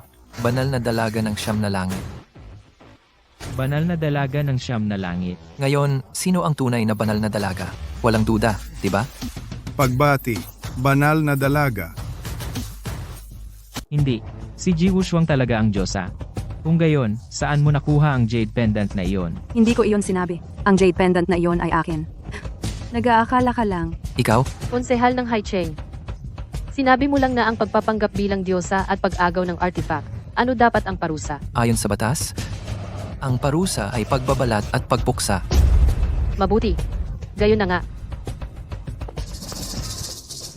Hindi! Diyosa! Diyosa! Diyosa! Iligtas mo ang aking buhay! Diyosa! Ang konsehal ng Haicheng ay sumisipsip sa makapangyarihan, ay tiwali, ay nanakit sa mga inosenteng sibilyan, at gumawa ng mga kasuklam-suklam na krimen. Agad na pagpugot ng ulo. Hindi. Mahal na Diyosa. Diyosa, ang bagay na ito ay dahil sa aking pagkukulang. Hand akong isuko ang aking sweldo bilang babala sa iba.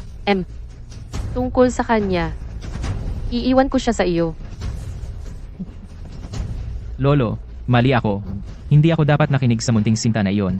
Lolo, patawarin mo ako. Patawarin mo ako. Lolo, Ang pamilyang Qi ay wala ng kinalaman sa iyo simula ngayon. hindi mo ako maaaring itakwil. Kung itatakwil mo ako, ang buong pamilyang Chi ay ibibigay sa lumpo na ito. Hindi siya may kakayahan. Lolo. Lolo. Nakikiusap ako, Lolo. Nakikiusap ako sa iyo. Kahit para sa kapakanan ng pamilyang Qi, kahit para sa karangalan ng pamilyang Qi, hindi mo ako maaaring paalisin. Qian Li. Siya, si Qian Li, ay walang iba kundi isang walang kwentang lumpo.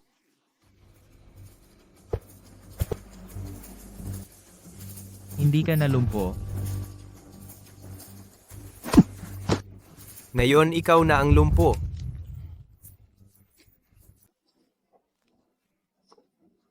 Yan Li, gumaling na ba ang binti mo?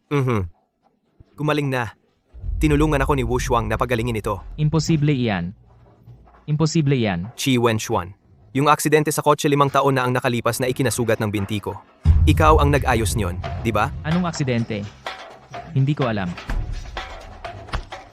Hindi ko alam. Qian Li.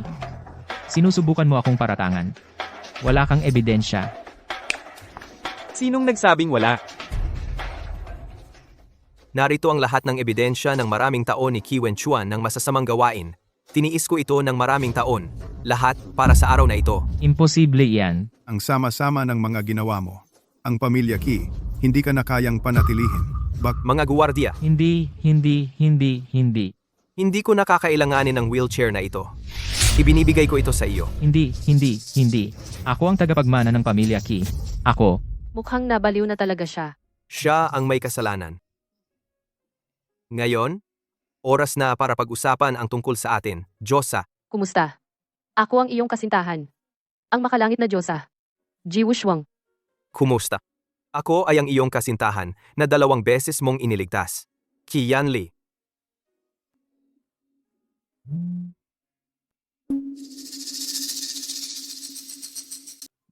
Sa pagkakataong ito, salamat sa presensya ng Diyosa. Ang munting piging na ito kung hindi, ay magdudulot ng kung gaano karaming gulo. Kahit na.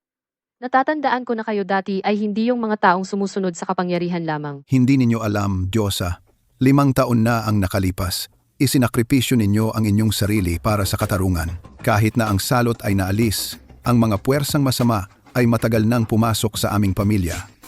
Sila ay malalim na nakaugat. Nahihirapan kaming mabuhay sa magulong panahon na ito. Talagang hindi madali. Nang marinig namin ang inyong pagbabalik, Diyosa, tuwang-tuwa kami. Sa sobrang pagmamadali, nakagawa kami ng maraming pagkakamali. Patawarin ninyo kami, Diyosa. Nandito pa ba ang mga masasamang puwersa? Huwag kayong mag-alala, lahat. Hanggat nandito ako, si Ji Wushuang, poprotektahan ko kayo mula sa pang-aapi ng maliit na estado na ito. Xuan Wu, sige at alamin agad ang kanilang impormasyon. Sa totoo lang, Diyosa, kakapadala lang ng lihim na telegrama ng Panginoon. Ang kabisera ay mag-host ng subasta ng museo ng 8 bansa. Sa oras na iyon, ang dakilang prinsipe ay dadalo. Ang dakilang prinsipe. Mabuti. Oras na para makilala siya. Sasamahan kita. Ikaw? Ang pinakakailangan mo sa isang subasta ay pera. At ang pinakamarami sa akin ay pera.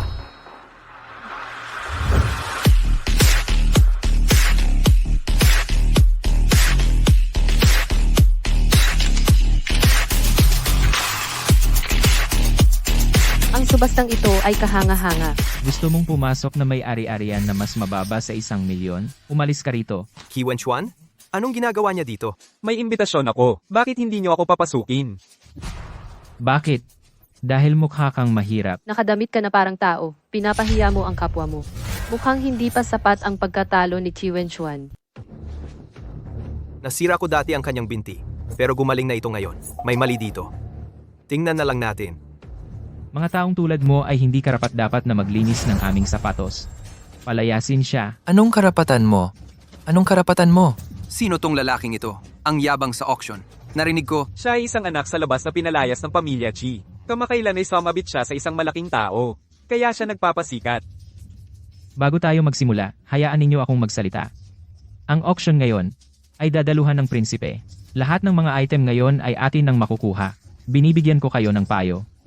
Mas, alamin ang inyong kakayahan. Kung gusto ninyong umiwas sa gulo, umalis na kayo ngayon. ang yayabang ng mga salita. Ang tapang mo. Ano? Darating ang panganay na prinsipe? Kung gayon, hindi na natin makukuha ang magagandang bagay. Tara na, alis na. Kung magalit ang panganay na prinsipe, para na tayong patay. Sige, alis na. Lalaban sa autoridad ng panganay na prinsipe. Kung gusto mong mamatay, huwag mo kaming idamay. Nakita mo, malapit na kayong magpalit ng pangalan. 5 taon na ang nakalipas, isang masamang puwersa ang sumalakay sa atin. Nagbayad ako ng malaking halaga upang malutas ang krisis. Ngayon, hindi sila pinalayas. Sa halip, itinuring silang panauhing pandangal. Nagmamalaki sa paligid. Sa loob ng 5 taon na ito. Ano ba talaga ang nangyari? Marami pa rin ang hindi umaalis. Wala pa ang prinsipe. Maghintay pa tayo ng kaunti. Magsisimula na ang subasta. Una, ang unang item natin. Isang florera ng Yuan Dynasty na asul at puti. Ang starting bid ay 3 milyon. Sino ang mag-aakala na ang unang item ay napakabihirang kayamanan? 3.2 milyon. 4 na milyon. 8 milyon. Ian Lee, anong ginagawa mo dito? Qi Wenchuan? Hindi ko talaga inaasahan na naging wang ka. Anong masama sa pagiging wang? Sa mundong ito, ang may kapangyarihan ang naguutos. Wala kayong dalawa. Tumahimik. 8 milyon, 1 beses. 8 milyon, 2 beses. 8 milyon, 3 beses. Teka,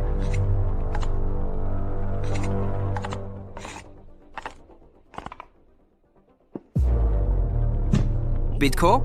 100 milyon. Kamahalan?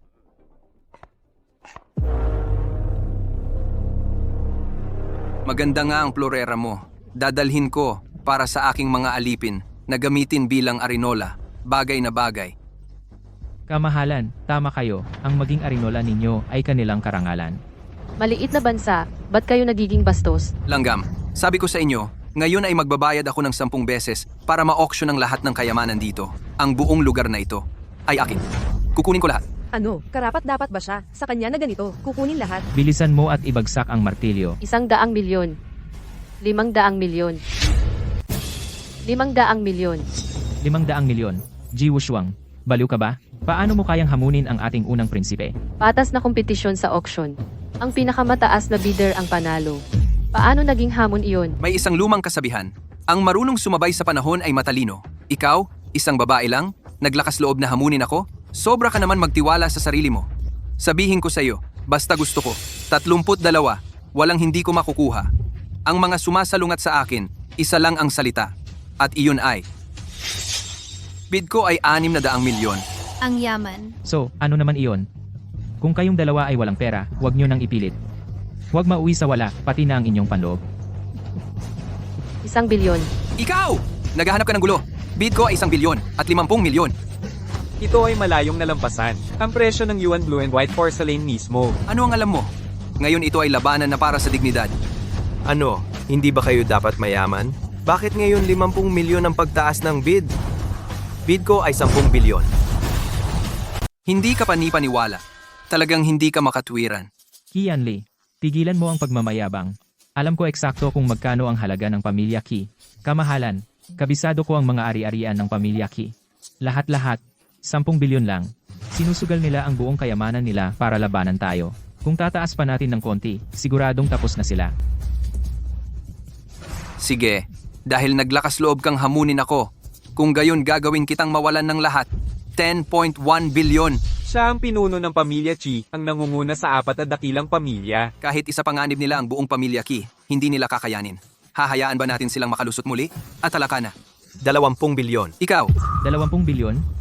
Paano nangyari iyon?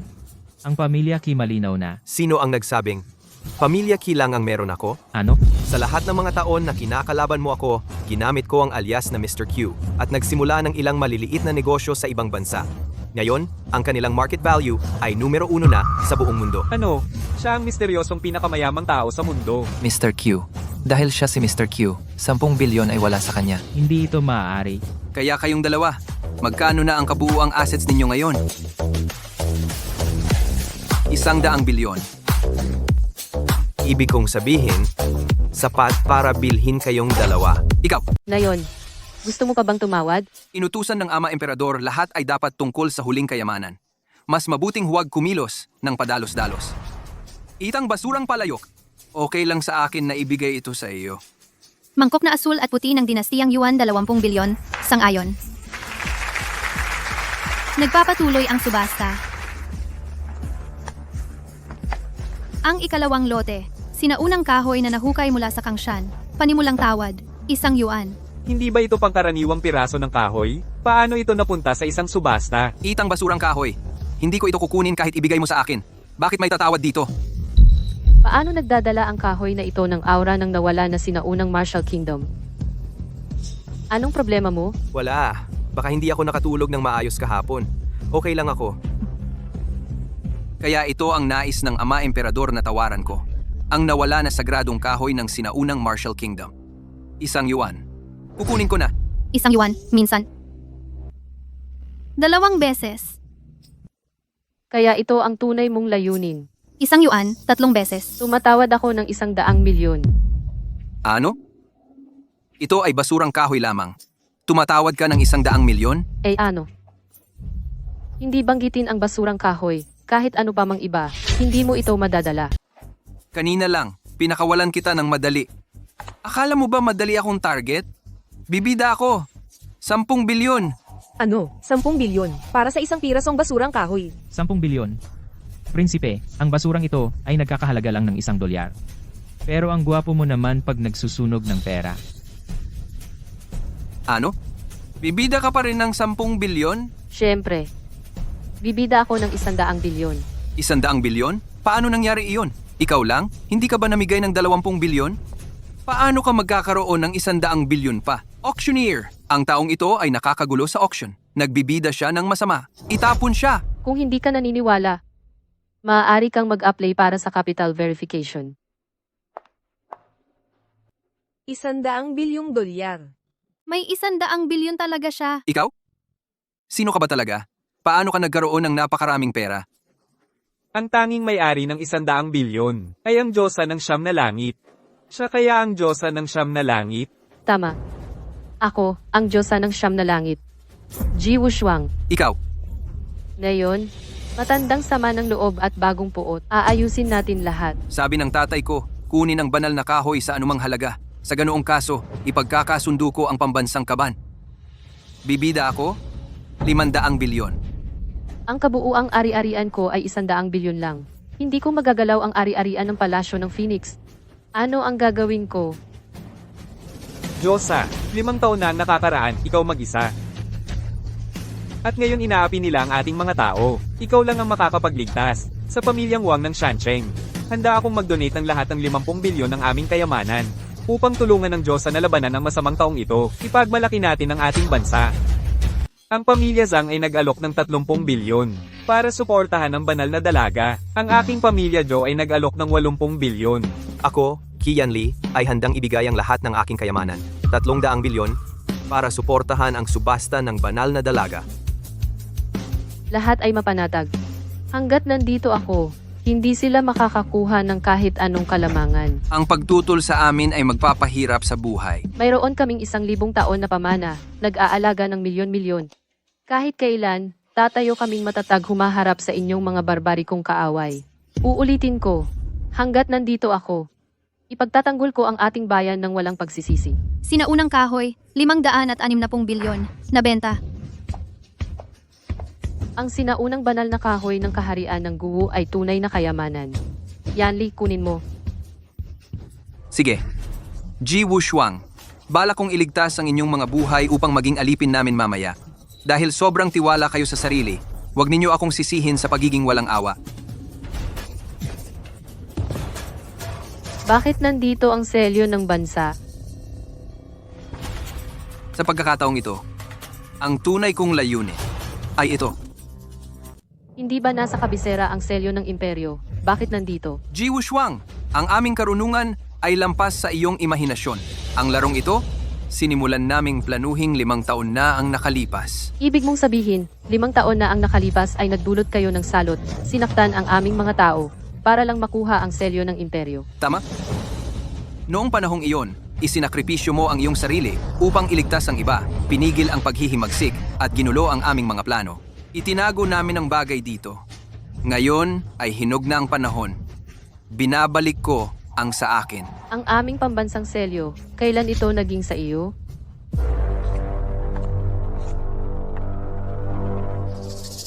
Sa pagkakamay ng selyo ng imperyo, ang mga anak ng lungsod ng apoy ay magiging aming mga alipin. Sa mga henerasyon, Imposible. Hindi kami magiging alipin kailanman. narito ang pambansang selyo, ang kapal ng mukha mo, mga bantay, putulin ang ilang mga ulo agad.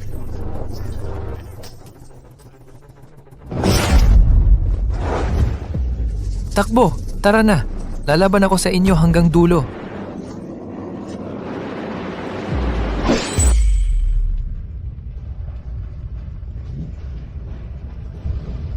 Sino ang maglakas loob na hawakan ang aking mga tao?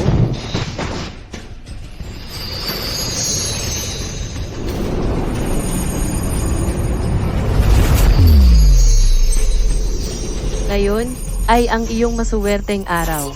Ano pa ang hinihintay mo? Bilisan mo at umatake.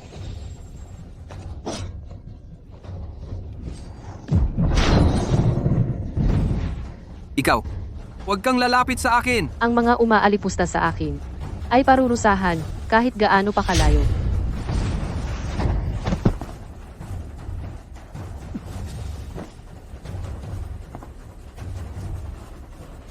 Buti naman at nakabalik ka. Dumating na ang sugo ng Phoenix Hall.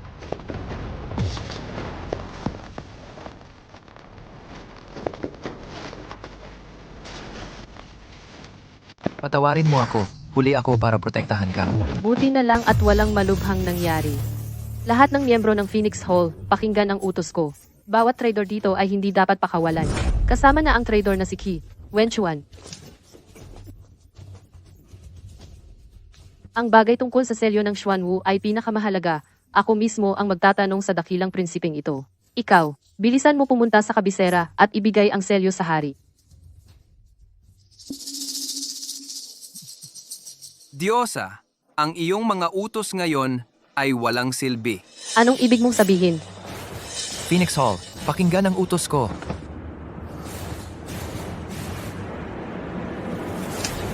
Wasakin ang Celestial Goddess. Ikaw ba? Hahaha. Nagulat ka? 5 taon na ang nakalipas. Kaming mga Dongying pumasok sa Phoenix Palace. Ang iyong tagapagtanggol ay naging nasasakupan ko na. Xuanwu, noon sinabi mong poprotektahan ng walang pagsisisi, kahit hanggang kamatayan. Bakit mo ito ginagawa ngayon? Lahat sa Phoenix Palace ay nilason ng Dongying. Ang dakilang prinsipe lamang ang may antidote. Wala kaming pagpipilian. Sinabi ko sa iyo, huwag mong maliitin ang karunungan naming mga taga-Dongying. Upang magkaroon ng sitwasyong ito, ngayon lahat ito ay bahagi ng aming plano. Ngayon ay papatayin kita. Diretso sa palasyo at angkinin ang trono. Kayo mga taga-Dongying ay naghahanap ng gulo. Ji Wushuang, ikaw ay nag-iisa ngayon sa laban. Bakit hindi ka nalang sumuko? Kahit mag-isa ako, ano naman? Kung gusto mo akong kunin, kailangan mong lampasan ang aking bangkay. Si, atake!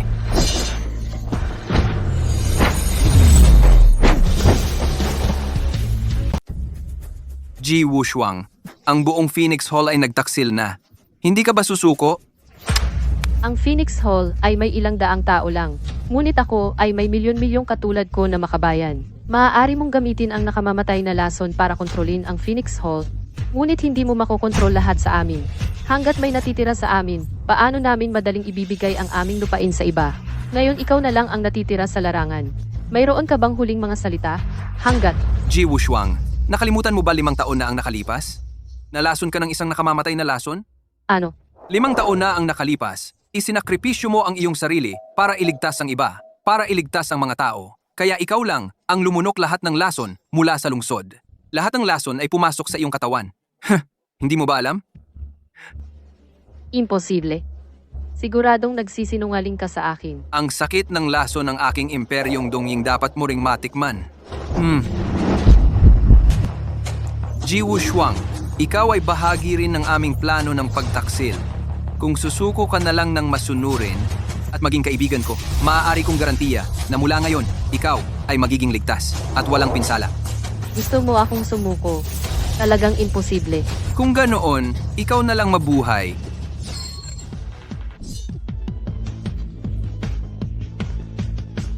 Wushuang, ilang beses mo na akong iniligtas, ngayong pagkakataon, ako naman ang magligtas sa iyo. Qi Yanli, Qi Yanli, Yanli. Qi Yanli, gumising ka.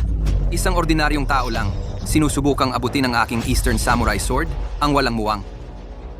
Babayaran mo ang kanyang buhay. Babayaran mo ang kanyang buhay. Tigilan mo ang walang kabuluhang pakikibaka mo.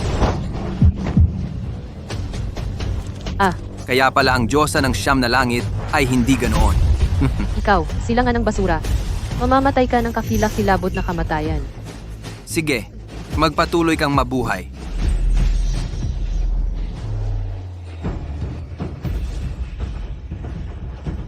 Yanli, Paano ka pabuhay? Imposible yan. Ang isang ordinaryong tao, paano nila tatanggapin ang aking espada, samurai ng silangan? Yanli, okay ka lang? Huwag kang mag-alala, ako na ang bahala sa iba. Ito ay ang maalamat na espada mula sa sinaunang kaharian ng Mandirigma, ang espada Xuantian na makakapatay sa lahat. Sinasabi ng alamat, ang tanging angkan ng maharlika ng sinaunang kaharian ng Mandirigma ang makagamit nito. Ngunit ang sinaunang kaharian ng Mandirigma, 20 taon na ang nakaraan, na winasak ng 8 bansa sa isang pinagsamang atake. Sa pagkakataong ito, ako ang huling dugo ng sinaunang kaharian ng Mandirigma. Salamat sa sinaunang banal na kahoy sa subasta. Ito ang nagpaalala sa akin ng lahat. Kayo mga taga-silangan ang unang dumambong sa sinaunang kaharian ng Mandirigma at pagkatapos ay nainggit sa akin. Ngayon, aayusin ko ang lahat ng samaan, luma at bago. Ang aking dakilang imperyo ng silangan ay nagplano ng hakbang-hakbang lahat para ngayon. Hindi ko kayang matalo ng ganyan na lang. Sige, subukan natin.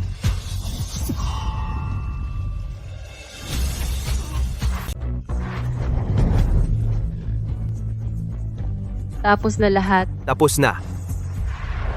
si Ji Wushuang ay nagbibigay galang sa Ginoo. Tumayo ka. Wushuang, kumusta ang natitira pang lason sa iyong katawan? Natagpuan namin ang antidote mula sa Eastern Prince. Gumaling na ako. At ang banal na doktor na si Shen ay nakagawa na ng formula ng antidote. Sa lalong madaling panahon, lahat ng mga nagdurusa mula sa lason ng Eastern ay gagaling. Mabuti, Wushuang, Yanli. Sa pagkakataong ito, Gribo, salamat sa Diyos para sa inyong dalawa. Lumaban para sa bayan. Pinarangalan na hindi nabigo. Ang pambansang selyo ng Jade, na wala 5 taon na ang nakalipas, ay nabawi na. Noong mga panahong iyon, ang Eastern Kingdom, sa gitna ng kaguluhan, palihim na pinalitan ang selyo. Sa takot sa sakuna, noong panahong iyon, itinago namin ito. Pagkatapos ng 5 mahabang taon, sa wakas ay bumalik na ito. Simula ngayon, lilinisin at itatayo ko muli ang Phoenix Hall. Ipagpapatuloy ko ang aking misyon, at hindi ito pagsisisihan kahit sa kamatayan. Yanli. Yanli. Yanli. Anong nangyari? Yanli. Wushuang, kumusta si Yanli? Ang lason sa katawan ni Yanli ay itinanim 15 taon na ang nakalilipas, partikular na dinisenyo para targetin ang bloodline ng kaharian ng Guo. Ngayon, nagising na ang bloodline ni Yanli, kaya nagkabisa na ang lason. Ngunit ang ganitong uri ng lason, hindi ko rin ito magamot. Wushuang, Kaya mong buhayin ang mga patay, pagalingin ang mga sugatan. Bakit hindi mo magamot ang lason na ito? Hindi ko pa nakita ang lason na ito dati. Hindi man lang ito nabanggit sa mga sinaunang aklat ng aking master. Ako, Wushuang. Ayos lang. Ang makilala ka sa buhay na ito ay nagpapasaya sa akin ng labis. Yanli. Yanli, Sino ang nagsabing walang pag-asa? pagbati, kamahalan. Tindig, hindi na kailangan ng formalidad. Wushuang, ang tableta na ito ay makakapagpagaling sa lason ni Yanli. Ito ay isang tableta mula sa kaharian ng Guwu. Noong mga panahong iyon, ang pinuno ng kaharian ng Guwu ay nalason, at ang buong kaharian ay bumagsak upang mapanatili ang bloodline ng Guwu. Ibinigay niya ang lahat ng kanyang taglay. Tinatakan ang bloodline ni Yanli at ipinagkatiwala siya sa akin upang isang araw, pagkatapos magising ang bloodline ni Yanli, maaari siyang mabuhay ng malusog. Wushuang, noong mga panahong iyon, ang kamahalan ay nagtiwala kay Yanli sa akin at personal na inayos ang inyong kasal. Ngayon, tila, hindi lang ikaw ang nagprotekta kay Yanli, kundi ang bloodline ni Yanli ay nagprotekta rin sa iyo. Ano ang hinihintay mo? Ibigay mo kay Yanli agad. Painumin mo siya nito.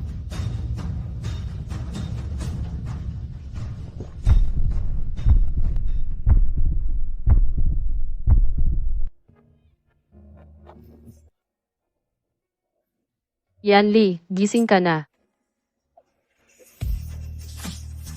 Simula ngayon, hindi na tayo maghihiwalay muli.